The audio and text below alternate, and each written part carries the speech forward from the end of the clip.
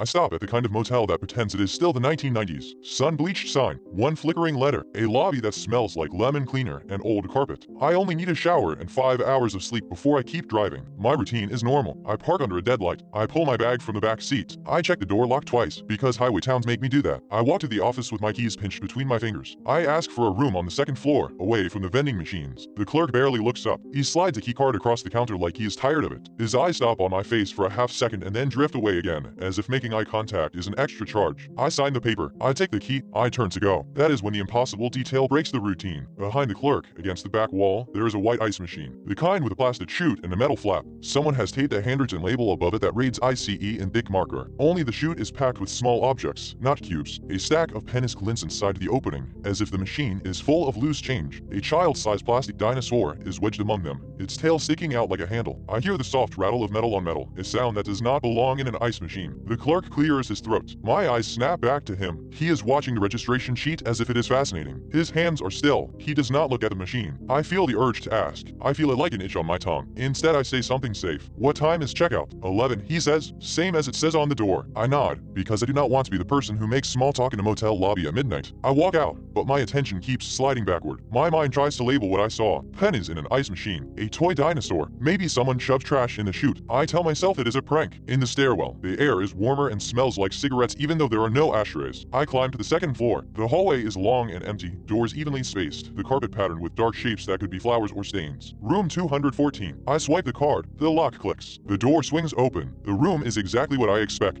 Bedspread with geometric lines, a lamp with a shade that is slightly crooked, a television bolted to a dresser, a plastic cup sealed in thin cellophane. I drop my bag. I lock the door. I set my phone on the nightstand and plug in the charger. Normal routine. I am trying to stitch my brain back into the world where things make sense. I strip off my travel clothes and take a shower that is either too hot or too cold with no middle. I towel off. I pull on a shirt and shorts. I lay on the bed and stare at the ceiling. Somewhere outside, a car passes on the highway and the sound is like a long exhale. I should sleep, but the image of the ice machine keeps returning, as if my mind is worried it will disappear if I stop thinking about it. I have a bottle of water on the nightstand, half full from earlier, warm and unpleasant. I want something cold. I tell myself I will go down the hall, get ice, fill the cup, and come back. Simple. I step into the hallway with a plastic cup in my hand. The hallway is quieter than it should be. No television noise. No muffled conversations. Just the hum of lights. The ice machine is at the far end near the stairs. As I walk, I notice something I did not see before. There are framed notices on the walls between the doors. Little motel reminders. No smoking. Do you not remove towels? Cool hours. The frames are identical. Cheap black plastic. I pass one and I glance at it without thinking. The paper inside looks blank. Not blank in the sense of empty, but blank in the sense of scraped clean. Like someone erased the ink so hard the fibers of the paper fuzz. I stop, cup in hand, and lean closer. At first I see nothing. Then, at a certain angle, the overhead light catches shallow impressions in the page. Letters pressed into the paper without ink. Like a note written on top of another sheet. My throat tightens. I can read it only because my brain insists on forming words from the dents. Do not read this notice. I blink. The message seems to flatten when I move, like it is shy of being seen. I tilt my head again. If you notice this rule, do not acknowledge IT. The hallway feels colder. I stand there, cup trembling slightly. I am alone. The motel is quiet. The rule is ridiculous and yet it sits in my mind like a thorn. I look away fast, like I have been caught staring at something private. My heart is beating too hard. I walk faster toward the ice machine. At the end of the hall, the machine looks normal from a distance. White box, big ICE letters. But when I get close, I see the chute is not full of ice. It is full of things. Not random trash. Not exactly. The machine dispenses objects in the same way an ice machine dispenses cubes. Smooth, polished, as if it is meant to. I lift the metal flap. The smell is wrong. Not cold water. Not chlorine. It smells like paper and pennies. I press the lever. Instead of the crackle of ice, something clacks into my cup. A key. It is an old motel key, the kind with a plastic tag. The tag is faded, but I can make out a number. 214. My room. My skin prickles. I stare at the key in my cup. My key card is in my pocket. I just used it. This metal key should not exist. I press the lever again, because part of me believes repetition will make it turn into ice. A folded piece of paper drops into the cup with a soft slap. I do not unfold it yet. I look around the hallway. Still empty. The lights hum. I lower the flap and take my cup back toward my room, walking like I am carrying something that might bite. As I pass the framed notice again, I keep my eyes forward. I refuse to look. I can feel it there, like a person standing too close behind me. In my room, I set the cup on the desk. The key lies on top of the folded paper like it has been placed deliberately. I should throw it away. Instead, I unfold the paper. It is a map, not a printed map from a gas station. A simple motel brochure map, the kind that shows how to get back to the highway, with a few major roads drawn in bold lines. Only someone has added to it. A new street is drawn in pencil. Fresh graphite, sharp line. The street does not match the printed roads. It cuts behind the motel and curves into a blank area of the map where there is supposed to be nothing but fields. The penciled street has a name written beside it in small careful letters. No display. My mouth goes dry. I check the brochure again. The printed map has no street there, just empty space. I look at the key, 214. I look at my door. The lock is the modern kind. No keyhole. I sit on the edge of the bed and try to laugh, but it comes out as a cough. I tell myself it is a prank by the motel, a themed gimmick, some weird roadside attraction. But the message in the hallway was not a gimmick. It did not have humor in it. It had threat. I force my thoughts back into routine. I lock the deadbolt. I draw the curtains. I put the map in my bag. I put the old key in the desk drawer and shut it hard. I climb into bed. The room is quiet. I turn off the lamp. In the dark, my eyes adjust. The red digits of the clock glow on the dresser. 0213. I close my eyes. I almost fall asleep. Then I hear a sound from the hallway. Not footsteps, not voices. A soft, repeated tap, like someone knocking gently on a frame. Up.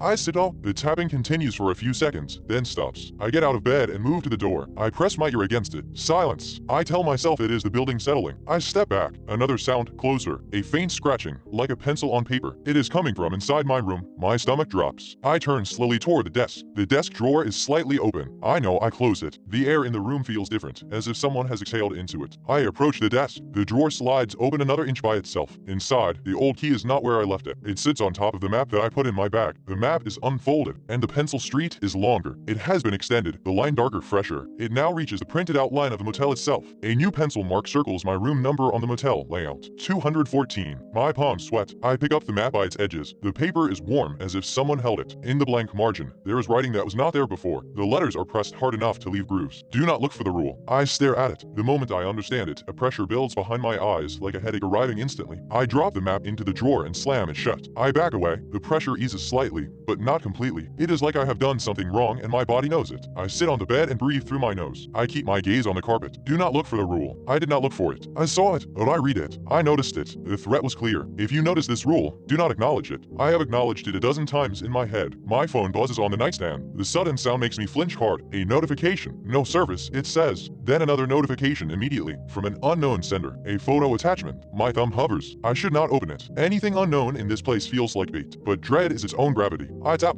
The photo fills my screen. It is the hallway outside my room. The angle is wrong, too low, like the camera is held at waist height. The framed notice on the wall is in the center of the image, right across from my door. Only in the photo, the notice is not blank. It is printed clearly in black ink. Rule 2. Do not check your phone after you notice Rule 1. My throat closes. I drop the phone onto the bed like it is hot. In the silence that follows, I hear something else. A soft click from the door lock. Then another, like someone swiping a card, like someone trying the handle gently. I freeze. I do not move toward the peephole. I do not breathe. The handle turns slowly. The deadbolt holds. A pause. Then the sound of fingernails on the door, dragging lightly from top to bottom, as if someone is feeling for a seam. My skin crawls. I want to shout, to demand who it is to call the front desk. I do none of that, because the rule is not a person outside the door. It is the fact that I notice. The scratching stops. A quiet voice speaks from the other side of the door, so close it sounds like it is inside the room. You read it. The voice is not angry. It is almost tender, like a reminder between friends. You looked. I squeeze my eyes shut. I press my hands over my ears. The voice continues anyway. You are doing it again. My stomach twists. I realize with a sick clarity what the punishment is. It is not a monster. It is not a knife. It is the rule making me aware of my own awareness, forcing me into an endless loop of noticing and being punished for noticing. The pressure behind my eyes returns, stronger. My vision swims even with my eyes closed. I feel heat in my face, like a fever rising in seconds. The phone buzzes again. I do not want to look, but I can feel the screen lighting the room through my eyelids. Oz. The buzzing becomes rhythmic, like a pulse. I open my eyes despite myself. The phone screen shows another message from the unknown sender. Just text this time. Ice Machine has something for you. I stare at the words. My heart hammers. I do not want to go back into that hallway. I do not want to pass that framed notice again. I do not want to give the rule another chance to catch me. But the alternative is staying here while the voice outside my door keeps speaking in that close, gentle tone, naming what I do, naming what I notice, turning my thoughts into violations. I stand up. The room tilts slightly. The pressure behind my eyes makes the corners of the room darken. I grab my back. I shove my phone inside without looking. I keep my gaze on the carpet as I unlock the deadbolt. My hand trembles on the handle. I open the door. The hallway is empty. The framed notice across from my door hangs straight and ordinary. The paper looks blank again. I step out and pull the door shut behind me. The click sounds too loud. I keep my eyes down and walk toward the ice machine, cup forgotten. My footsteps are the only sound. As I approach the framed notice, I feel the urge to glance up. My eyes want to confirm it is blank. My brain wants to check. I fight it. I pass it with my gaze fixed on the carpet pattern. Nothing happens. I reach the ice machine. I lift the flap. The chute is full of folded papers, like the machine has decided to become a mailbox. A few objects are mixed in: a motel pen, a plastic room key card snapped in half, a small silver bell. I press the lever. A folded paper drops into my hand. I unfold it right there, because the rule already knows what I am doing. Here's another map. This one is more detailed. The penciled street is darker and thicker. Notice WAY runs behind the motel and then branches into smaller pencil lines that look like a neighborhood grid. One of the pencil streets ends in a square. Inside the square, someone has written in pencil, "You are here." The square is drawn exactly where I am standing at the ice machine. My breath catches. I look up without meaning to. The framed notice on the wall beside the ice machine is no longer blank. It is printed, crisp black letters on white paper. Rule 3. Do not look up. The hallway lights flicker once. In the brief dimness, I see something at the far end of the corridor where the stairs are. A shape that is almost a person. It stands perfectly still, facing me. When the light's steady, the shape is still there, but my eyes refuse to focus on it. My vision slides off it like oil. The pressure behind my eyes becomes pain. The printed rule remains in my sight. I cannot unread it. The voice that was outside my door is now behind me, close enough that the breath moves the hair at the back of my neck. You noticed another one. I clutch the map so hard the paper crumbles. My mouth opens, but no sound comes out. The lights flicker again, longer this time. In the dim, the shape at the stairs is closer, and the ice machine behind the flap begins to churn, not like ice dropping, but like something inside is rearranging itself to dispense the next object. I stand trapped between the rule on the wall, the voice at my neck, and the machine that keeps giving me directions I do not want. My eyes dart down to the map. A new pencil line begins to draw itself across the paper, stroke by stroke, as if an invisible hand is sketching in real time. It draws a path from the square labeled "You are here" straight to room 214. Then it draws another path from 214 into the blank edge of the map, beyond where the paper ends. At the end of that line, one word appears in slow, careful letters. Notice? The hallway lights go out completely. In the dark, the voice whispers one last sentence. Now do not notice what touches your shoulder. Something cold settles onto me, light as a hand, and the ice machine dispenses one more object with a quiet clack that sounds like a lock turning.